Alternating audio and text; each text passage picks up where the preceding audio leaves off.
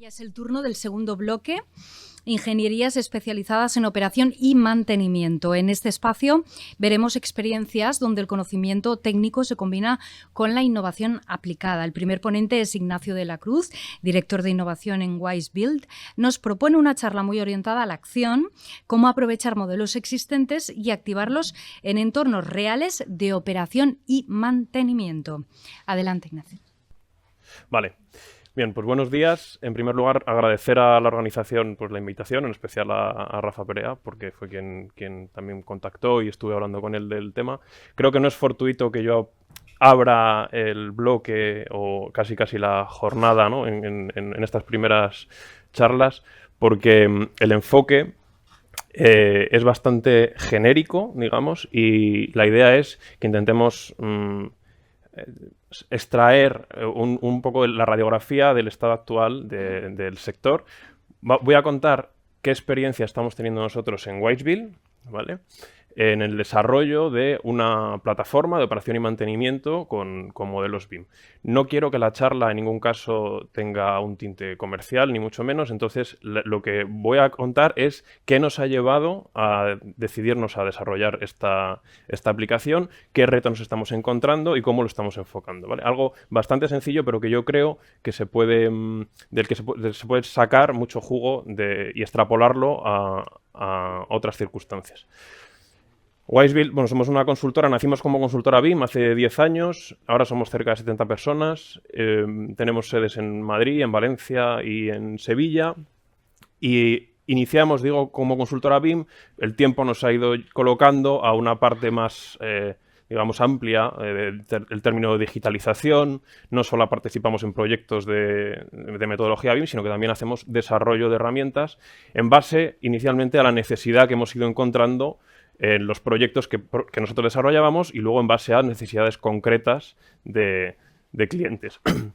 Trabajamos con todos los sectores, ahí pongo unos cuantos, todos los sectores que se nos vengan a la mente, incluida, por supuesto, la administración y obra pública, aunque en la charla de hoy, y eso es un poco la parte distinta, es que el sector que nos decantó a desarrollar esta herramienta no es una obra pública, no es ni siquiera una obra civil, ¿vale? Al uso. Pero bueno, creo que se pueden destilar muchas cosas interesantes y aplicables a otros sectores. La charla la he estructurado en 6 bloques bastante sencillos. En primer lugar, un pequeño estado del arte, ¿no? De reto y oportunidad, de cosas que vimos que había fricción en el mercado, que había una posibilidad de desarrollar algo.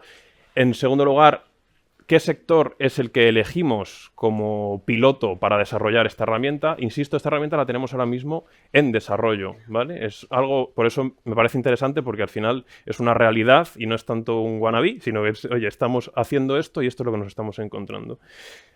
Veremos el sector, veremos qué pilares son los que fundamentan el enfoque que le hemos dado, ¿vale? En base al contexto con el que nos hemos encontrado y, por último, una serie de conclusiones que, como digo, a priori pueden ser del sector en cuestión, pero son extrapolables también, por supuesto, a obra pública e infraestructuras. Retos y oportunidades. Bueno, no hay modelos generalmente preparados para operación y mantenimiento. Los modelos sí que es cierto que tienen mucha madurez en fase de diseño, tienen en ciertos casos mucha madurez en fase de obra, pero pocas veces se llega a un modelo interesante para operación y mantenimiento.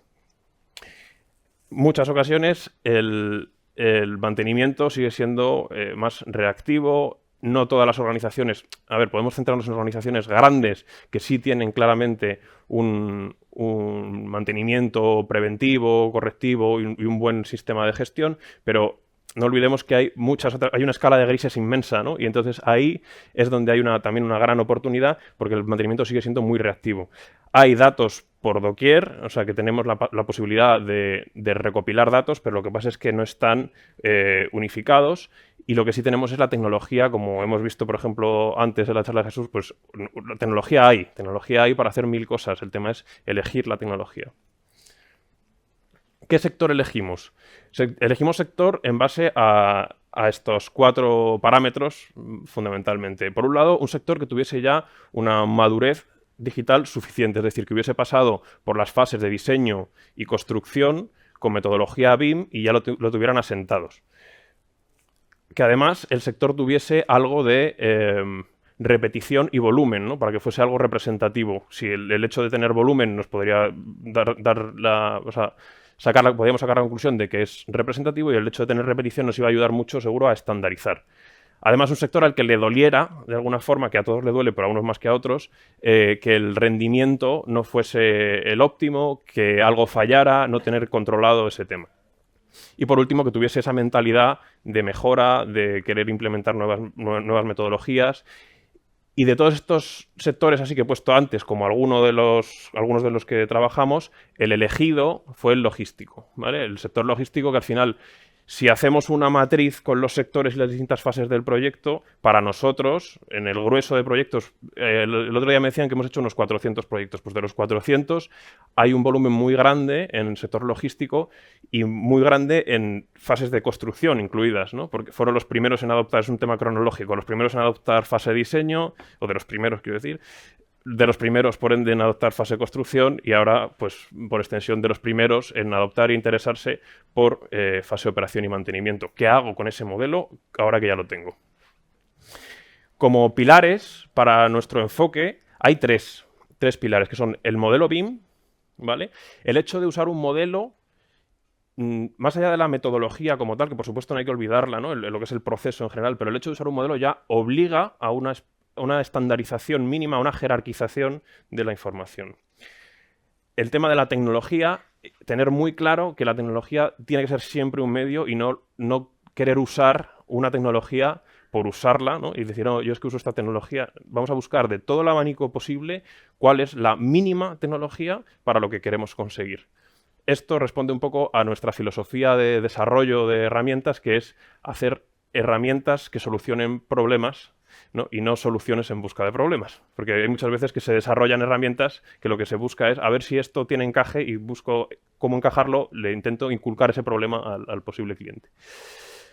El tercer pilar es la estandarización, y esto, bueno, por supuesto, ISO 19650, todos los formatos estándar de IFC, BCF y demás, no hay que olvidarlos, pero teniendo siempre en cuenta que cada organización tiene su propio estándar, y es que es muy difícil, vamos, tanto es así que no hay dos estándares, no existe el estándar como tal, no hay algo que puedas decir, este es el estándar para tal sector. Generalmente te apoyas en estándares internacionales y lo intentas adaptar también o amoldar al estándar propio de la compañía, de la obra, de la empresa, de la administración en cuestión.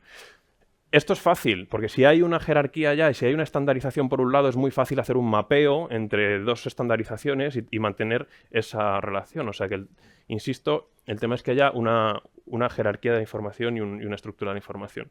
Y todo esto, al final, estos tres pilares, lo que buscan definir es un sistema que tiene como elemento el BIM, el modelo de información, mejor dicho, como medio la tecnología y como propósito la estandarización. Es decir, la idea es pensar en sistema más allá de solución concreta. El contexto, aunque vuelvo un poco a lo que decía antes, pues el modelo no están preparados para operación y mantenimiento, puede haber un exceso de geometría, por ejemplo, innecesaria, elementos que no están modelados, el usuario final nunca o casi nunca está en la mesa, la persona o el departamento o la administración que va a operar y mantener pocas veces se sienta en la fase en la que se diseña el modelo, en la que se ejecuta el modelo, con lo cual no hay una atención a sus necesidades. Falta mucha integración entre distintos sistemas, está como toda la información muy atomizada y se consume como en silos, ¿no? Por un lado tengo la información del proyecto, por otro lado puedo tener un SCADA o algún GEMA o similar, pero los tengo como de manera independizada. Y aquí quiero marcar que, por supuesto, hay soluciones comerciales que todo esto lo resuelven mejor que bien. Eso no lo discuto en absoluto. La cosa que encontramos es que esas soluciones comerciales a veces, o en muchos casos, para entornos estándar, son excesivas. Muchas veces son excesivas. Hay un exceso de coste en la implementación, un exceso de tiempo en la implementación, un exceso de requisitos en la implementación. Y eso nos llevó también a pensar, vale, ¿cuáles son las funcionalidades básicas que se necesitan en operación y mantenimiento? Por un lado, necesito tener esa gestión de la información. Por otro lado, tiene que ser un centro de conocimiento y un aglutinador de parámetros de control, ¿vale?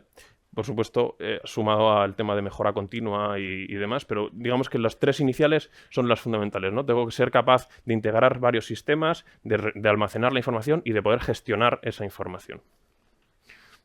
Con lo cual, el enfoque, o lo que quiero transmitir es esta diapositiva, que es bastante simple, sencilla. Veréis que tampoco no he puesto imágenes todavía, creo. Por un lado está la información y por otro está lo que gestiono. La información la obtengo, ¿no? Yo termino un proyecto, puedo tener un modelo as-built, puedo tener datos y puedo tener planos. El tema es que no tengo cómo gestionarla y generalmente los modelos a día de hoy, eso es una realidad indiscutible, un gran porcentaje acaba en un cajón. ¿Cómo hago para gestionarlo? En realidad se puede gestionar esa información y no dejar el modelo abandonado en un cajón. El tema es en qué punto de... A ver si esto tengo... ¿En qué punto estoy? Si estoy en una baja integración o en una alta integración del BIM. Y no es malo estar en una baja integración del BIM. El mero hecho de integrarlo ya puede suponer un avance. Y estos son los dos posibles escenarios, como decía antes también, con una escala de grises tremenda entre uno y otro, que es, puedo tener un escenario de muy baja integración en el que yo tengo mi sistema de gestión, de operación y mantenimiento, donde ahí recojo datos, recojo documentación y demás, y simplemente habilitar un visor, que eso ya, si se han asistido a otras charlas, conferencias y demás, o estando en el mundo BIM, sabemos que tener un visor de un modelo es algo muy sencillo a día de hoy, y es algo que está en el día a día y se puede hacer en un volado. Esto ya cambia mucho, porque estás sacando del cajón el modelo 3D y estás habilitando su consulta. Ahí, en toda esa escala de grises, es donde nosotros queremos trabajar, ¿vale? Y para eso hemos diseñado, enfocado esta solución en módulos, por supuesto, que sean integrables entre ellos y que sean escalables. Por un lado, el visor, ¿no? Que ya decimos que es algo sencillo. Por otro lado, algo que me permita un formato estándar, como por ejemplo un modelo IFC, un formato estándar que seguro que se conoce, ser capaz de indexarle documentación. Por otro, un sistema de gestión asistido por ordenador y integrar Internet de las cosas, sensórica. Y este punto de aquí, que me parece muy relevante, que es no desperdiciar todo el histórico que ya existe. Es decir, hasta si yo cojo e implemento una solución de este tipo, bien, sirve para todos aquellos proyectos en los que ya existe un modelo, ya tengo toda esta información, tengo el proyecto hecho de esta forma. Pero hay un punto muy interesante, que es no desperdiciar todo lo que se ha hecho con anterioridad, por ejemplo, de operación y mantenimiento. Ser capaces de digitalizar eso, que eso es, por ejemplo, es un módulo que estamos haciendo ahora, que es digitalizo toda esa información y a partir también de inteligencia artificial y machine learning, ser capaz de sacar luego conclusiones para el siguiente módulo, que sería el de análisis predictivo. En este punto de aquí se incluye también toda la captura de la realidad, como decía antes Jesús, pues por nube de puntos, por distintos medios que te permitan también aprovechar el activo ya levantado y sin necesidad, a lo mejor, de modelarlo como tal, ¿no? De generar un modelo. Aquí, este es el roadmap más o menos que hemos seguido y es en el punto amarillo es donde estamos, ¿vale? Tenemos repositorio de información, visor de modelos, documentación indexada. Tenemos la plataforma de IoT donde podemos conectar esos sensores. Estamos ahora mismo justo trabajando en esta parte de digitalización del tratamiento del histórico, es decir, cómo recopilo todo eso, que pueden ser PDFs, hojas en papel, que ese es el punto complicado, ¿no? Ser capaz de darle una forma, algo uniforme a toda esa información y extraer esa información de ahí. Pero para luego seguir con órdenes de trabajo y preventivos, o sea, hacer un sistema de gestión como tal, y por último, incorporar el análisis predictivo. Estos son algunos pantallazos de la aplicación como tal, que al final tiene también pues, una gestión de usuarios, gestión de empresas participantes, visor de modelo, indexación de documentación. La parte de documentación, por ejemplo, algo que hemos visto que genera mucha fricción y que además nos parecía muy interesante hacerlo de esta forma, es que en lugar de autoalojar esa información, lo que se hace es se consume a través de una API, se consume el servicio, o sea, una empresa tiene, o un organismo tiene alojada su información en su servidor y esta plataforma es como un papel de calco que se pone por encima y dice, vale, a este elemento le corresponde este documento que está alojado aquí, para no tener duplicidad de información y además no tener que mover la información de servidores donde ya está alojada, ¿vale? Cosas que hemos aprendido, bueno, pues que la interfaz es fundamental, hay que pensar en quién va a usar esa plataforma. De hecho, en el módulo del visor, además del modelo 3D, la idea es que haya también visualizaciones estáticas con menos grados de libertad, porque al final, si pensamos en alguien, por ejemplo, de mantenimiento, si queremos que haga uso de esto, no le podemos dar, en general, un visor 3D y que esa persona tenga, por ejemplo, con un dispositivo móvil, que orbitar en torno al modelo hasta encontrar el lugar. Es mucho más sencillo tener vistas ya preparadas, menos grados de libertad, que al final facilitan la vida de quien va a consumir la operación. Al final, en todo esto, lo que hemos aprendido, y lo aprendemos siempre, que es que menos es más. O sea, cuantas menos cosas, tenemos que ir a lo mínimo, la mínima tecnología, sensorizar lo que hay que sensorizar y no más, porque un exceso de información al final abruma. Y como conclusiones finales, es que el modelo no basta, hay que activarlo y para activarlo hay que pensar en quién lo va a consumir, en darle forma para quién lo va a consumir, qué información necesita. No se trata tanto de tecnología, porque la tecnología ya hemos visto que hay de todo tipo y está al alcance casi de cualquiera, sino de cómo se enfoca, ¿no? Cuál es el enfoque que quiero que la gente use. Que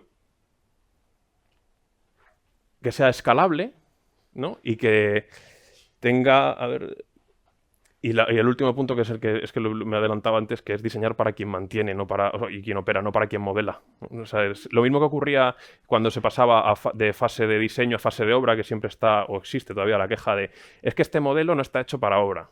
Claro, porque es normal, porque se ha hecho para proyecto.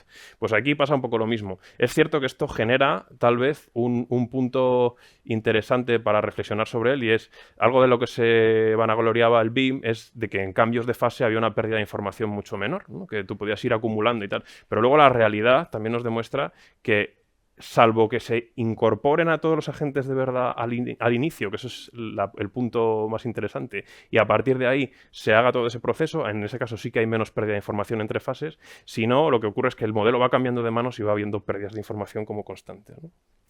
Y hasta aquí mi intervención. Cualquier duda o sugerencia, pues abierto a ella.